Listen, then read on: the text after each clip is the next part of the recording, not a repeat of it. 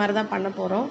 அதுக்கு வந்து நம்ம என்ன எடுத்துருக்கோன்னா 4 பெரிய தக்காளி 2 பெரிய வெங்காயம் எடுத்துருக்கோம்.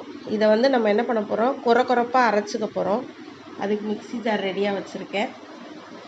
இதை அரைச்சி எல்லாம் ரெடி பண்ணிவிட்டு மீனை அலசி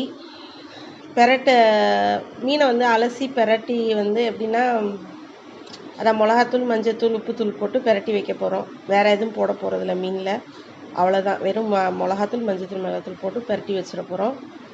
இந்த கிரேவி எப்படி செய்கிறதுன்ட்டு வாங்க பார்க்கலாம்.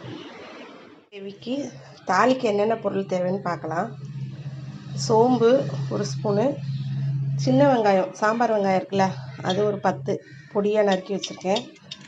அப்புறம் இந்த பூண்டு பல், பெரிய பூண்டு பல் அது ஒரு 4-5 பொடியாக நறுக்கி வச்சுருக்கேன். 2 பச்சை மிளகாய் கீறி வச்சுருக்கேன். 1 டேபிள் ஸ்பூன் வந்து இஞ்சி பூண்டு எடுத்து வச்சுருக்கேன்.